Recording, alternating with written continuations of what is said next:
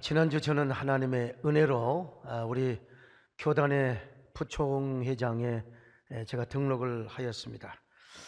저희 교단은 12,000교회가 넘는 우리나라, 아니 세계에서 거의 가장 큰 교단입니다. 근데 제가 38년 만에 처음으로 우리 교단의 단독 부총회장 후보로 큰일이 없으면 선거를 하지 않고 이제 부총회장이 될 것입니다. 저는 이렇게 일찍 부총회장이 되고 또 이듬해에 총회장이 될 것에 대해서는 전혀 관심이 없었습니다.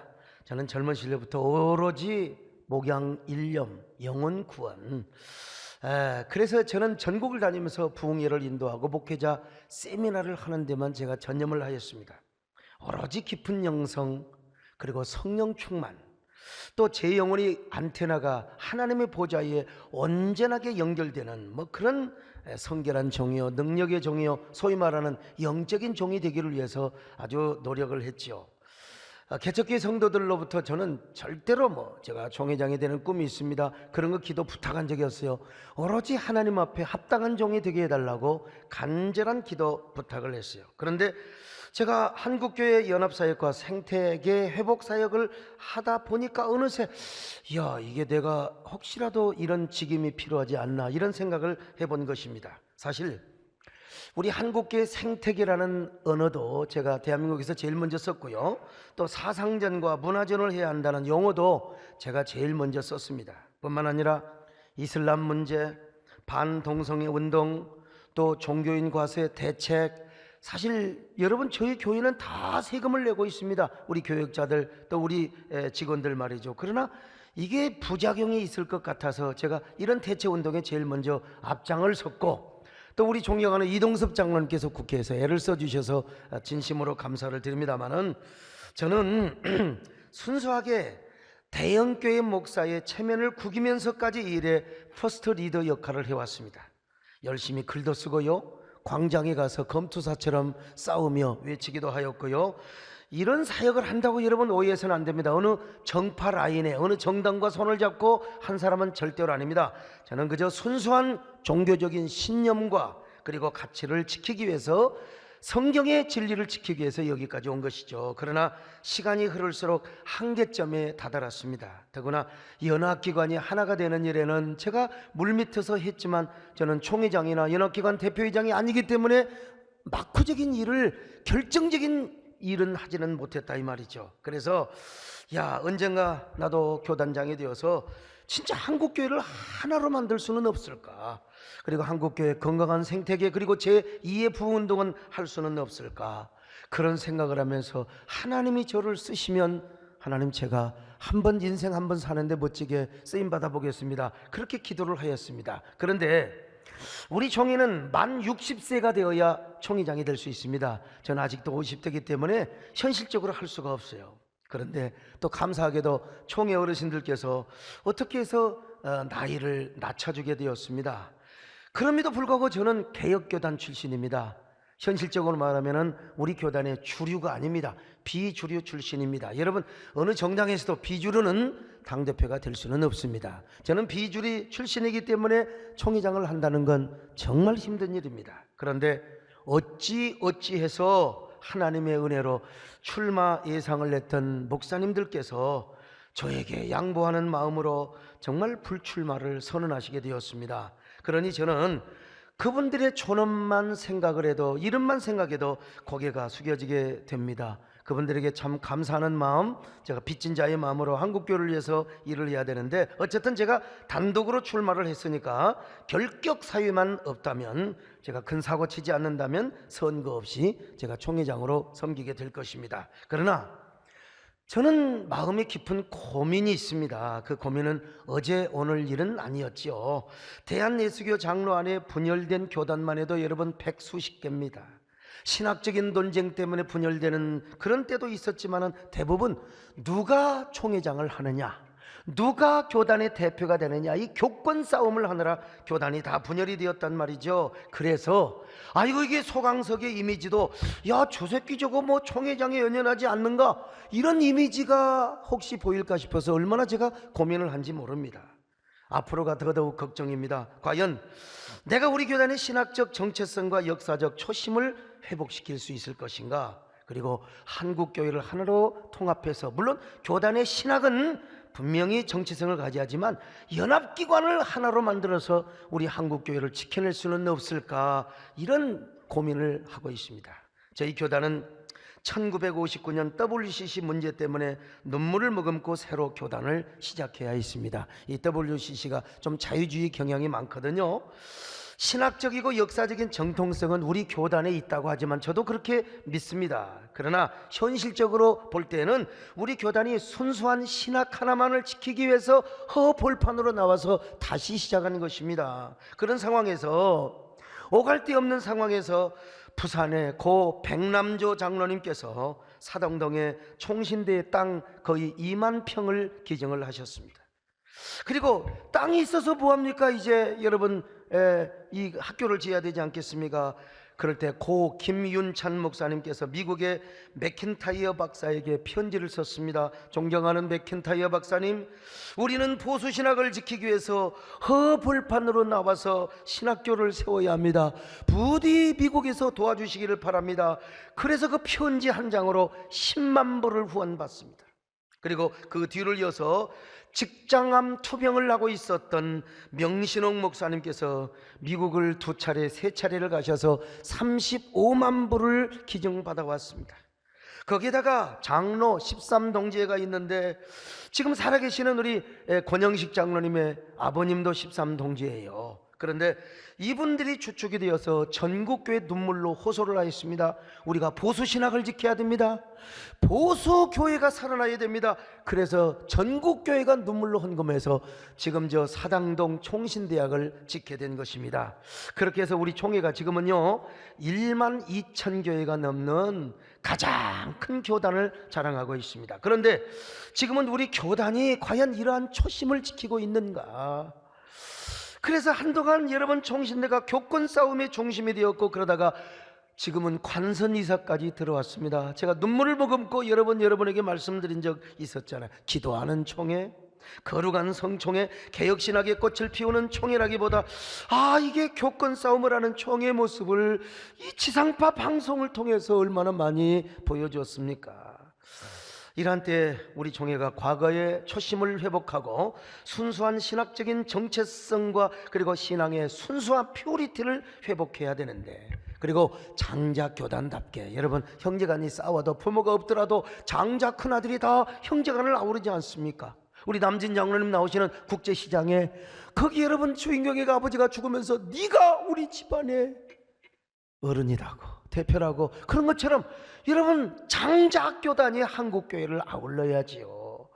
한국교회를 연합시켜서 교회 생태계를 보호하며 다시 한번 제2의 부흥운동을 이루어야 하지 않겠습니까? 그런데 제가 이런 꿈이 있었는데 현실적으로 내가 이런 일을 할 수 있을까라고 하는 걱정이 든단 말입니다.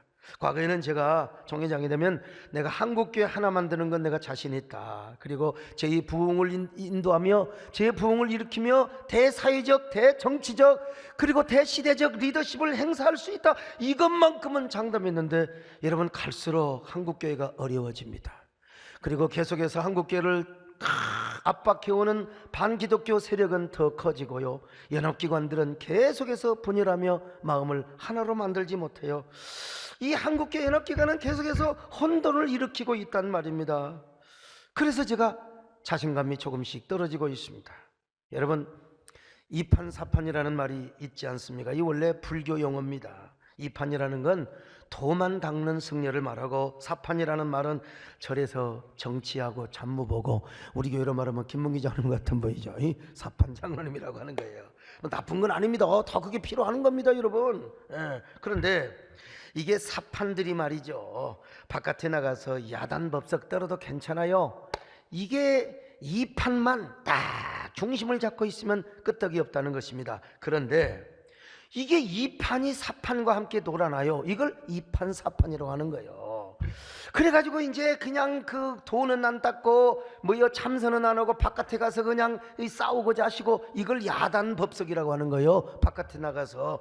이런 용어를 제가 그대로 쓰는 것은 바람직한 일은 아닙니다. 그럼에도 불구하고 우리 교계에도요, 이판이 있고 사판이 있어요. 그런데 사판이 정상적인 일만 하면 괜찮아요. 또 이판도 자기 일만 하면 괜찮아요. 김문기 장로님처럼 다니면서 탁 찬양도 하고 기도하고 괜찮아요. 이제 앞으로 성길도 안 내기로 하셨으니까 아무튼 간에요. 그런데 이게 사판이 전혀 그저 자기 욕망을 꿈꾸면서, 그리고 그냥 그 욕망의 정치 교권 싸움을 하는데 이 판도 같이 합쳐져 버리면 문제가 된다는 거요. 기도하고 목양하고 그리고 영혼밖에 모르는 목회자도 결국 사판으로 가면은 안 된다 이 말이요. 지금 우리 한국교회도요, 사판과 같은 지도자들 때문에 지금 이거 문제가 보통이 아니거든요. 그런데 제가 한국교회를 하나로 만들고 진짜 총회 위상을 세우기 위해서는 어쩔 수 없이 제가 거즘 이판 쪽에 있지만 이제 사판에 계신 분들과도 만나고 그분들과 대화도 해야 되고 그런 시간을 가져야 됩니다. 그러다 보면 여러분, 어찌 저라고 별 볼 일 있겠습니까? 제 영혼도 떼묻을 수 있고 제 영혼도 오염이 될 수 있어요. 그러니까 두렵고 떨리는 마음도 있습니다. 그러니까 내가 왜 이런 말씀을 서론에서 말씀을 드리냐, 바로 여러분들의 기도가 필요하고 후원이 필요하고 응원이 필요하다는 겁니다. 저를 위해서 여러분 기도를 빡세게 해주시기를 부탁드립니다. 모든 일을 할 때는 여러분 대세라는 게 있습니다. 특별히 큰일 하는 사람은요, 대세가 없으면 할 수가 없어요. 이 대세만 있느냐? 타이밍이 필요합니다. 여러분, 아무리 힘이 있어도요, 절묘한 타이밍, 그 타이밍을 붙잡지 못하면 여러분 다 나가리가 돼버리고 마는 것입니다. 그리고 그때에 맞게 자신이 이루고자 하는 뜻을 어떤 일정한 흐름으로 펼쳐나가는 것입니다. 이거는 우리 교회 가끔 오시는 우리 박지원 대표님의 언어를 제가 빌려서 지금 하는 말인데요, 저는 정말 하나님이 아시겠지만 제가 이런 고민을 하고 거룩한 염려를 하다 보니까 하나님께서 저에게 대세라는, 시대적 대세라는 은혜를 선물로 주셨어요. 이걸 이제 삼성전자 회장님께서는 초격차라는 말로 썼는데, 아무튼 저에게 초격차의 은혜를 베풀어 주셨습니다. 그리고 절묘한 타이밍에 하나님이 저를 내세워 주셨습니다. 그러므로 먼저 우리가 하나 되고 총회를 중심으로 한국교회 거룩한 흐름을 만들어야 되는 것이 저의 꿈이고 여러분의 목적이 되어야 될 줄로 믿습니다. 저와 여러분이 하나님 앞에 이렇게 쓰임받을 수 있도록 간절히 기도를 해주시기를 바랍니다. 그래서 저와 여러분을 통하여 이 시대에 교회를 교회되며 예배를 예배되게 하고, 그리고 거룩한 하나님의 은혜의 흐름을 우리 모두가 주도적으로 흘러가게 할 수 있기를 바랍니다. 부흥의 강물이 막 흘러가도록 할 수 있기를 바랍니다. 세계적인 경영 전략가인 피터 피스크가 쓴 게임 체인저라는 책이 있습니다. 이 게임 체인저라는 말은 어떤 일에서 결과나 판도, 흐름을 통째로 바꿔서 좋은 결정적 역할을 하는 사람이나 사건 혹은 회사를 의미합니다. 남들이 만드는 게임에서 이거 내가 조금 더 잘하지 이런 의미가 아니고, 전혀 새로운 게임, 전혀 새로운 어떤 그 정치, 전혀 새로운 시정 운영, 이런 걸 게임 체인저라고 말하는 거예요. 미국의 애플이나 구글, 아마존이나 중국의 알리바바나 샤오미, 우리나라의 삼성 같은 회사가 바로 게임 체인저라는 그런 대표적인 회사라고 말할 수 있는데요, 어느 기업이나 정부 조직에 창의적인 게임 체인저만 있으면 기업의 방향성이 달라지고 사역의 아주 본질 자체가 달라지는 거예요. 모든 영역의 흐름을 바꿔버릴 수가 있다는 거예요. 저는요, 이 책을 보면서 이런 생각이, 그렇다, 나는 게임 체인저가 아니라 홀리 체인저가 되리라. 이 시대의 게임 체인저 목사뿐만 아니라 우리 세된 교회가 그야말로 홀리 체인저 처치가 되게 하리라. 여러분 동의하시면 아멘 하시기를 바랍니다. 지금 세계 흐름을 보면은 동성애적 성정치 투쟁과 사회주의적 혁명의 물결이 쓰나미처럼 지금 밀려오고 있습니다. 과거에는 마르크스 공산주의 물결이 세계를 위협했다고 한다면, 지금은 성정치와 네오막시즘, 다시 말하면 신사회주의 혁명이 절묘하게 융합이 되어서 온 사회를 지금 점령해가고 있습니다. 기독교를 철저하게 적으로 간주하는 움직임이 이런 현상 때문에 계속해서 일어나고 있습니다. 이들의 논리는 단순합니다. 이거예요. 그들은 먼저 남녀로 구분된 양성의 성을 사회적 성으로 바꿔버리는 거예요. 다시 말하면 남자 여자가 아니라 내가 여자가 되고 싶으면 여자가 되는 거예요. 내가 또 여자인데 남자가 되고 싶으면 남자가 되는 거예요. 이게 사회적 성, 젠더라고 하는 것인데, 이런 성과 성 역할을 하는 가정의 의미를 변질시켜버리고, 그리고 그 가정제도를 고집하며 양성 평등을 주장하는 교회가 공격의 대상이 안 될 수가 없습니다. 지금 시대적으로요. 그러면서 인간의 성을 정치와 권력의 문제로 삼기 시작합니다. 이걸 성혁명, 성정치라고 하는 것입니다. 성정치 이론을 처음으로 시작한 사람이 빌렐롬 라하이라고 하는 사람이요, 저 양반의 동성애 성정치를 제일 먼저 주장했던 사람이요. 근데 당시 프로이드 학파에서도 저거 또라이라고 말이죠. 그래서 아예 쫓아내버렸습니다. 그러나 훗날 프랑크푸르트 학파와 네오막시스트들이 자본주의를 철폐하고 시장경제를 무너뜨리는 전략을 연구하다 보니까 성정치가 필요한 거예요. 동성애, 모든 성은 다 동등하다. 그래서 그들은 빌렐롬 라하이의 동성애 성정치 이론을 그대로 받아들여버리는 거예요. 아니, 그들이 추구하는 평등한 세상을 이루기 위해서 동성애 전략과 그리고 성정치를 최첨단 미사일 같은 무기로, ICBM이나 SLBM 같은 무기로 사용을 하게 되는 것입니다. 특별히 안토니오 그람시라는 사람, 저 사람 평생 사회주의를 위해서 몸바친 사람입니다. 이런 평등한 세상을 이루기 위해서는 헤게모니 이론을 주장합니다. 모든 사회문화에 있어서 헤게모니를 주어야 된다는 겁니다. 그래서 그들은 먼저 언론부터 장악해요. 여러분, 언론을 왜 장악한 줄 아십니까? 특별히요. 그래서 이 언론을 통해서 국민의 의식과 상식의 세계를 바꾸려고 하는 거예요. 언론의 반복을 통해서 무의식적 세뇌를 시킵니다. 검은 것도 계속해서 흰 것이라고 10번 20번 하면, 그 옛날에는 여러분 동성애가 비정상이라고 하더니 계속해서 동성애 성혁명 성정치를 하고 언론에서 반복하다 보니까 지금은 완전히 국민들의 의식이 많이 바뀌어지게 된 것입니다. 그런데 자기들이 헤게모니를 잡는 데 있어서 가장 큰 걸림돌이 전통적인 가족제도와 양성적인 성의 가치관을 가르치는 교회예요. 교회. 이 교회는요, 간음도 하지 마라, 낙태도 하지 마라, 교회는 동성애도 하지 마라, 그리고 전통적인 가정이라는 게 뭐냐, 남과 여로 시작되는 양성의 사랑이다, 이렇게 이야기하니까 이게 교회가 주적이 안 될 수가 없는 겁니다. 그래서 무조건 교회를 공격하는 흐름이 지금 계속되고 있습니다. 여러분, 우리가 이런 흐름을 알아야 하는데요, 물론 저는 동성애 자체는 반대하지만 동성애자들이 있다는 현실 그 자체는 인정합니다. 이것도 인정 안 하면 안 되죠. 중세에는 막 그러니까 그 사람들 잡아 넣는 거죠. 저도 자식을 키우는 사람이고 이제 손주가 있어요. 그래서는 안 되지만은 제 아이가 동성애적 성향, 제 손주가 동성애적 성향을 가졌다고 하면 어떡하겠습니까? 죽일 수도 없고, 그래도 관용으로 품어야지요. 그러니까 우리는 내 자식이 아니더라도 주변의 동성애자들을 보면 긍휼히 여기는 마음, 불쌍히 여기는 마음을 가져야지요. 나는 지금까지 단 한 번도 그들을 혐오하거나 차별하거나 그리고 저주한 적이 없습니다. 도대체 우리 사이에 누가 동성애자들을 혐오합니까? 여러분, 우리 한국교회는 누가 도대체 동성애자들을 여러분 혐오하고 차별을 합니까? 나 그런 게 못 봤습니다. 그들을 향하여 당연히 관용하는 마음을 갖고 긍휼히 여기는 마음을 가져야지요. 그게 교회의 태도고 그리고 우리 성도들의 태도라고 생각합니다. 그런데 왜 이렇게 동성애자들만 보호하고 교회를 역차별하기 위한 차별금지법이나 혐오 표현 금지에 대한 법률을 제정하려고 하는지 난 이걸 잘 모르겠다 이겁니다. 정말. 최근에 경기도의 어느 도의원께서 경기도 성평등 기본조리안과 성인지 예산제 실효성 향상 조리안을 발의하고 통과시켰습니다. 나도 이게 뭔 말인지 모르겠어요.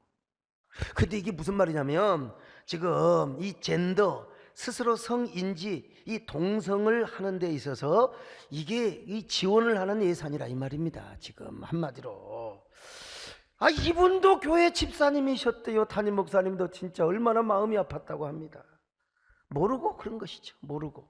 이건 이제 수정을 좀 해야 되는데, 경기도에서 이런 일이 있으니까 전국 17개 광역시도에서 또 주목을 하기 시작하잖아요. 이 일을 우리 박예선 목사님이 참 애도 많이 쓰고 했습니다만은 교회 안에도 마찬가지입니다. 최근에 동성애 문제로 한국 교회가 소모적 논쟁을 벌인 적이 있습니다. 이런 문제가 대두되었을 때 제가 진짜 입이 근질근질 해가지고 진짜 이거 하고 싶어서요. 그러나 제가 너무 앞서서 말하기가 입장이 곤란한 제가 이 총회 출마의 그런 그 입장도 있고 그래서 인내하고 참았는데요. 한마디로 무엇 때문인 줄 아십니까? 인식의 부족과 차이입니다. 인식이 얼마나 중요한 줄 아세요? 인식. 기독교 윤리와 교회 개혁운동에 앞장서신 큰 학자요, 그리고 어르신께서 어느 책에서 이런 얘기를 하셨어요. 동성애에 대한 미국 복음주의자들이나 한국 보수교인들의 전쟁은 승산이 별로 없으며 이미 전세는 기울어졌다. 그리고 동성애라는 하루살이와 싸우느라 정의와 긍휼이라는 낙타를 포기하는 어리석음을 범해서는 절대로 안 된다. 마태복음 23장 24절입니다. 시작. 맹인된 인도자여, 하루살이는 걸러내고 낙타는 삼키는도다. 여러분, 물론 그 어르신의 말씀에 귀 기울여야 할 메시지도 있습니다. 제가 그분을 정말 마음으로 존경하는 분인데 이 부분만큼은 동의할 수 없습니다. 유대인들에게 하루살이와 약대는 불결한 존재였습니다. 먹을 수가 없어요. 그런데 어떤 사람이 포도주를 따르다가 하루살이 한 마리가 빠졌어요. 채로 걸렸습니다. 그걸 보고 하루살이를 채로 걸린 것을 보고 이제 예수님이 지금 빗대어서 말씀하시는 건데, 이렇게 작은 것에는 신경을 쓰면서도 그들 안에 있는 큰 욕망이나 죄라는 약대를 왜 그렇게 낙타를 삼키냐는 것입니다. 여기서 제가 해석을 달리하는 것이 있는데, 어떻게 동성애와 동성애 운동을 하루살이에 빗대느냐 이 말이죠. 동성애 자체가 얼마나 큰 죄인데요, 오히려 동성애는 하루살이가 아니라 낙타와 같은 욕망이라고 이야기를 해야지요. 그러므로 만약에 영국교회와 미국교회가 이런 의식을 가지고 초기에 대응을 잘 했다면 전세는 기울어질 수가 없었습니다. 그리고 이런 역사를 제대로 안다면 어떻게 대세가 끝났다고 말할 수는 결코 없을 것입니다. 오히려 홀리 체인저가 되어서 이 나라 이 민족의 역사를 지키자고 역설해야 되지 않겠습니까? 따라서 우리는 영국과 미국의 모습을 타산지석으로 삼아야 합니다. 영국뿐만 아니라 미국도 프랑크푸르트 학파와 네오막시즘의 영향을 받아서 동성애 찬반 논쟁이 일어나기 시작합니다. 처음에는 네오막시드들이 주장하는 여성, 정치, 경제적 불평등을 투쟁의 제일 1우선으로 삼다 보니까 동성애는 우선순위에서 밀렸습니다.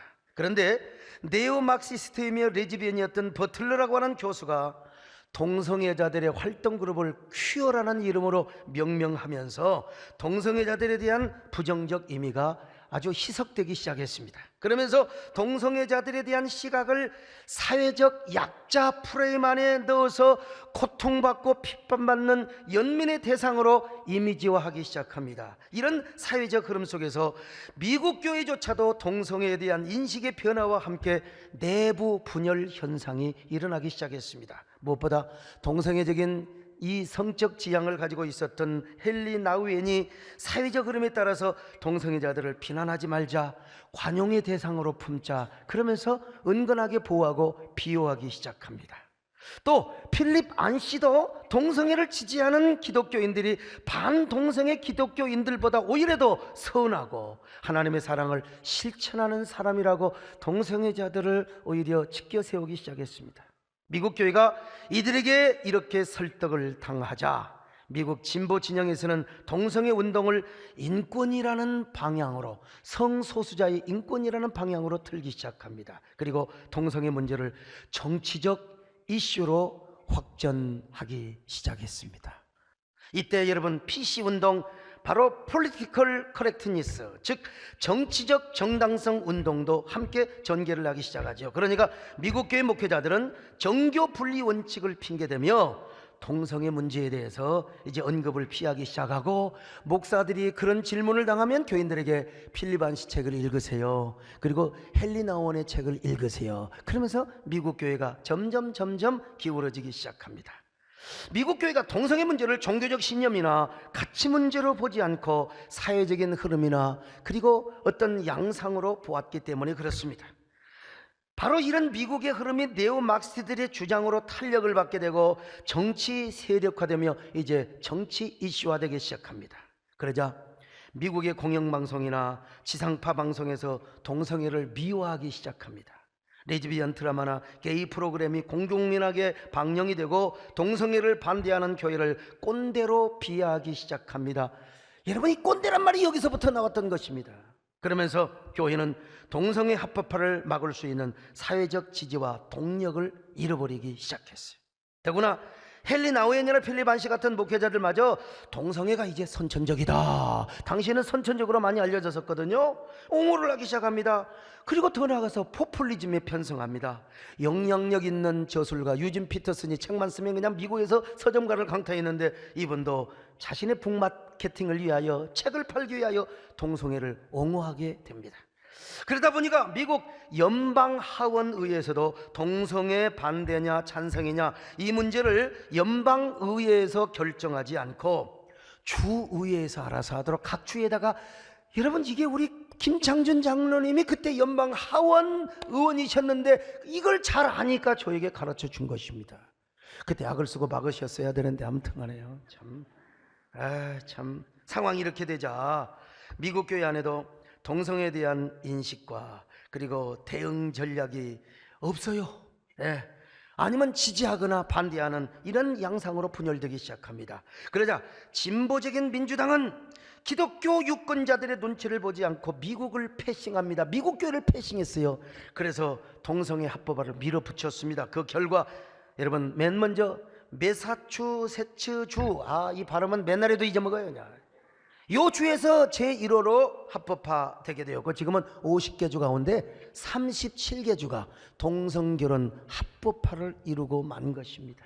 이런 역사적 흐름을 안다면 동성애 운동을 어떻게 하루살이에 비유를 할 수 있단 말입니까?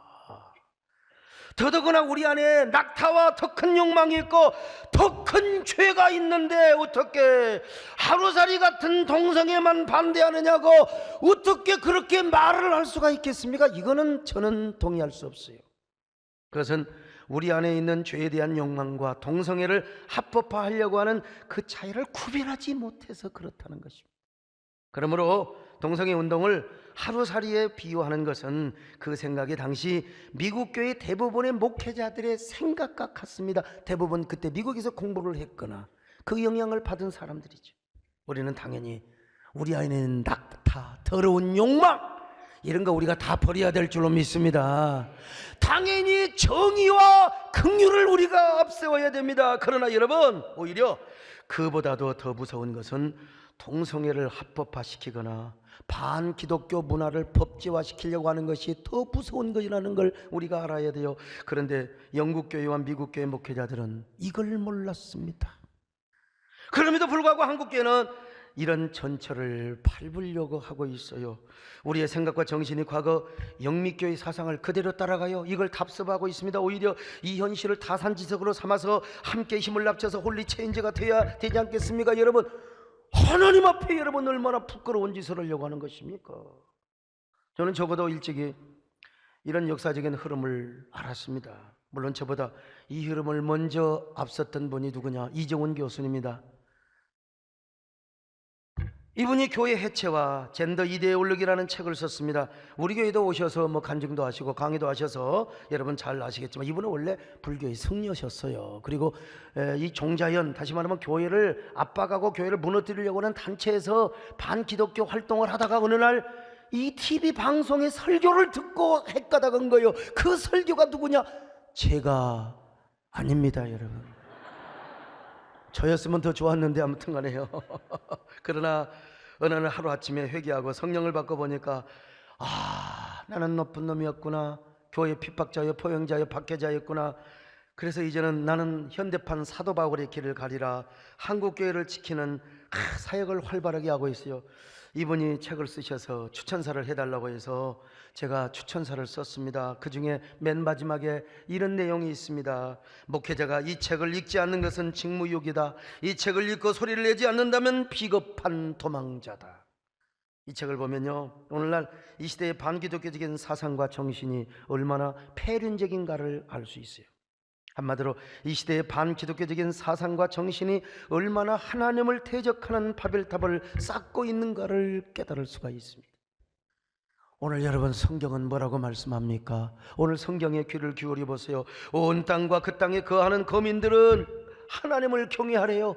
하나님이 세상을 창조하셨어요. 남녀로 만드셨어요. 그러니까 이 하나님을 두려워하며 경외하라고 말씀하고 있습니다. 시편 33편 6절로 8절입니다. 시작. 여호와의 말씀으로 하늘이 지음이 되었으며 그 만상을 그의 입기운으로 이루었도다. 온 땅은 여호와를 두려워하며 세상의 모든 거민들은 그를 경외할지어다. 이렇게 우리가 하나님을 경외해야 되는데 하나님을 경외하지 못하도록 항상 하나님을 대적하도록 하는 존재가 있어요. 이게 누구냐? 바로 바벨론의 음녀라고 하는 작자입니다. 에레미야 51장 7절 시작. 바벨론은 여호와의 손에 잡혀 있어 온 세계가 취하게 하는 금잔이라 문민족이 그 포도주를 마심으로 미쳤도다. 여러분, 바벨론의 음녀는 고대 근동의 신화에서 나오는 존재입니다. 그런데 이게 이제 바벨론 시대에 와서 아주 그냥 절정을 이루고, 그래서 이제 요한계시록에 보니까 이 존재를 바벨론의 음녀라고 하는데, 이 바벨론의 음녀는 항상 포도주 잔을 들고 다니면서 이거 한 잔만 마시라고, 이거 한 잔 마시면 음행을 하게 되어 있거든요. 자, 계시록 17장 2절입니다. 시작. 땅의 임금들도 그와 더불어 음행하였고 땅에 사는 자들도 그 음행의 포도주에 취하였다 하고. 이 바벨론 음녀가 제일 먼저 접근하는 게 땅의 임금입니다. 권력자요. 그리고 나서 백성들과 음행을 하도록 하는 것인데, 오늘날 같은 경우 바벨론의 음녀가 지금 정치인들, 권력자들에게 접근을 하고 있습니다. 그래서 여러분, 정치권을 통해서 차별금지법을 입법화하려고 한다든지 성소수자 혐오 금지법 등을 입법화하려고 하는 게 이게 성정치입니다. 그래서 여기에 대한 확실한 의식을 가지고 국회에 들어가는 사람이 얼마나 중요한지 몰라요. 기도하는 이 나이롱 신자가 아니라 진짜 확실한, 우리 이동섭 장로님과 같은 확실한 신앙을 가지고 국회에 들어가는 사람 정말 귀한 분이고요. 아이고, 우리 시장님이 좀 고개를 좀 약간 그런데, 우리 시장님도 진짜 여기에 대한 확실한 이 신념이 있기 때문에 당을 옮기면서라도 이 용인의 청정지역을 지키겠다고. 난 거기에, 그래서 야, 우리 시장님 훌륭하다. 여러분들 한번 박수 한번 하실까요? 아무튼 간에요. 예. 그러니까 여러분, 꼭 대통령뿐만 아니라 대통령 주변에 있는 사람들, 시장, 국회의원, 도지사, 이런 사람들을 음녀가 이게 사상적인 포도주, 정신적인 포도주, 지식적인 포도주를 마시게 하는 거예요. 그래가지고 이제 반기독교 악법을 만들고 뭐 이 세상을 바벨론 성으로 만들고 하지만, 그러나 여러분 아십니까? 결국은 음녀도 망하고 음녀가 활동했던 무대인 바벨론 성도 반드시 망하게 된다는 겁니다. 자, 요한계시록 18장 2절로 3절입니다. 시작. 힘찬 음성으로 외쳐 이르되 무너졌도다 무너졌도다 큰 성 바벨론이여 그 음행의 진노의 포도주로 말미암아 만국이 무너졌으며 또 땅의 왕들이 그와 더불어 음행하였으며 땅의 상인들도 그 사치의 세력으로 치부하였도다 하더라. 여러분, 이 일은 예수님이 오시기 전에 이루어질 겁니다. 소망을 가지시기를 바랍니다. 그러나 오늘 본문을 보니까 바벨론 성이 다 망하지는 않더라도, 이 지구촌이 멸망하지는 않더라도 국부적으로 그리고 국가적으로 이런 일은 계속해서 반복될 것이라고 말합니다. 하나님을 대적하는 음녀의 사상과 정신, 유혹 문화는 다 무너지게 된다는 거예요. 자, 시편 33편 10절입니다. 시작. 여호와께서 나라들의 계획을 폐하시며 민족들의 사상을 무효하게 하시도다. 이 세상에 수많은 나라가 있잖아요. 하나님의 섭리와 계획에 순응하는 나라, 정권, 그리고 그 모든 나라, 그 모든 정부는 흥하지만 하나님의 진리와 섭리를 대적하는 나라와 민족들의 사상, 그리고 그 정권은 패하고 망하게 될 수밖에 없다는 것입니다. 그러니까 우리가 여러분 대통령을 위해서, 정부를 위해서 기도하는 이유가 여기에 있는 것입니다. 어떤 국가나 민족이 음녀가 가져다주는 정신과 사상을 선택했다고 합시다. 당연히 여러분 그 사상은 망합니다. 그 목표는 망하게 되어 있어요. 그러면 하나님께서 어떤 것만 영원하느냐? 당신의 계획과 당신의 생각만 영원하다는 거예요. 자, 시편 33편 11절입니다. 시작. 여호와의 계획은 영원히 서고 그의 생각은 대대에 이르리로다. 그러니까 여호와의 생각, 하나님을 기뻐하시는 사상을 가지고 정치를 하는 정권과 그 권력은 영원할 것이라 이렇게 적용해도 되지 않겠습니까? 오늘 본문은 이렇게 말씀합니다. 여호와를 자기 하나님으로 삼은 나라고 하나님의 기업으로 선택된 백성이 복이 있다고 말입니다. 시편 33편 12절입니다. 시작. 여호와를 자기 하나님으로 삼은 나라 곧 하나님의 기업으로 선택된 백성은 복이 있도다. 여러분, 우리가 먼저 하나님 섬기는 것을 기업으로 삼아야 됩니다. 이 시대 이 민족이 잘못 생각하고 잘못된 길로 가는 것을 막고 우리가 다시 거룩한 흐름의 물길을 다시 틀게 하는 홀리 체인저가 되어야 될 줄 믿습니다. 그래서 우리 모두 이 시대 민족의 사상과 정신 트렌드를 하나님의 기뻐하신 길로 우리 민족이 그러게 되게 하여 주옵소서. 대통령과 그를 보좌하는 정치인들이 다 그렇게 하여 주시옵소서. 이런 역할을 하는 게 바로 홀리 체인저입니다. 여러분, 국회가 다 이런 국회가 되게 하여 주시옵소서. 그렇다고 제가 기독교 나라, 기독교 정부를 이야기하는 것이 아닙니다. 여러분, 하나님이 기뻐하시고 하나님을 대적하는 이러한 사상을 우리가 세우지 말자는 거예요. 우리 모두 이런 홀리 체인저, 우리 민족이 이런 결단을 할 수 있기를 축원합니다. 저는 이러한 종교적인 신념과 신앙적 가치를 가지고 부족하지만 홀리 체인저로 살아왔습니다. 앞으로도 교회 생태계를 보호하며 그리고 반기독교적인 세력과 문화와 맞서서 때로는 설득하며 때로는 대화하며 때로는 싸우는 홀리 체인저 사역을 하게 될 것입니다. 여러분, 그러다 보니까 한국교회 연합사역의 중심에 서게 되고 한국교회를 세우는 킹덤 빌더가 되고자 하는 것입니다. 그러다가 어찌어찌해서 타이반 자이반 부총회장 후보 등록을 하게 되었어요. 총회장이 되어서 제가 뭐 폼이나 재고 말이야 그냥 뭐가지 기부서나 차고 다니면서 이런 총회장 하면 저는 축복이 아니라 저주입니다. 저도 사람이기 때문에 여러분들이 저를 위해서 기도해 주셔야 됩니다. 나는 우리 대한민국을 사랑합니다. 저는 여러분 우리 대한민국 한민족을 사랑합니다. 어떤 의미에서 닫힌 민족주의자는 하지만 제가 열린 민족주의자고요. 저는 보수와 그리고 진보가 함께 제안해서 공존을 하지만 그러나 기독교 가치와 성경의 진리를 지키는 데는 제가 보수적인 사람이죠. 그렇기 때문에 제가 민족을 사랑하며 나라를 사랑하며 여러분, 제가 어느 한때에 나라와 민족 그리고 우리 국군과 대통령을 위해서 기도하지 않는 적이 언제 있던가요? 그런데 그래도 여러분, 목사의 한 사람으로서 기독교 문화는 지키고 기독교의 진리는 지켜야 됩니다. 왜냐하면 교회가 생명이요. 여러분 보세요. 공산주의 나라가 다 교회를 박멸한 나라가 언제 성공한 적이 있습니까? 목사를 가두어서 공산당 간부로 만들고 교회를 감자창고로 공장으로 만드는 나라치고 잘 되는 나라가 여러분 어디가 있었습니까? 그래서 나라와 민족을 사랑하기 때문에 홀리 체인저 역사 사역을 하게 되는 것이고 이것만이 바로 민족이 살 길이고 이 나라가 살고 이 정부가 사는 길이기 때문에 저는 그렇습니다. 여러분, 하나님께서 우리 민족의 사상을 폐하시며 이 나라의 계획을 무효화하시면 어떻게 되겠습니까? 그래서 우리가 교회가 더욱더 부흥해야 되는 겁니다. 교회가 시대의 양심이 되고 시대의 이정표가 되고 시대의 항체가 되어야 될 줄로 믿습니다. 그러기 위해서 작게는 우리 교단을 제가 세우고 한국교회를 세워나갈 것입니다. 그리고 다시 한번 한국교회 제2의 부흥운동을 주도해 나갈 것입니다. 이것이 저의 홀리 체인저의 비전이고 사명입니다. 왜 제가 오늘 이 말씀을 드린 줄 아십니까? 저 혼자는 할 수 없어요. 저 혼자는 저도 때로는 우울증이 오고 저도 때로는 여러분 참 얼마나 패배의식이 많은 줄 아십니까? 여러분들이 기도해 주시고 성원을 해 주셔야 우리 함께 홀리 체인저가 될 때 제가 이런 일을 할 수가 있는 것입니다. 여러분 가정과 직장과 사업장에 홀리 체인저가 되시기를 축원합니다. 그래서 우리 모두 이 시대에 홀리 체인저로 쓰임받기를 주의 이름으로 축원합니다.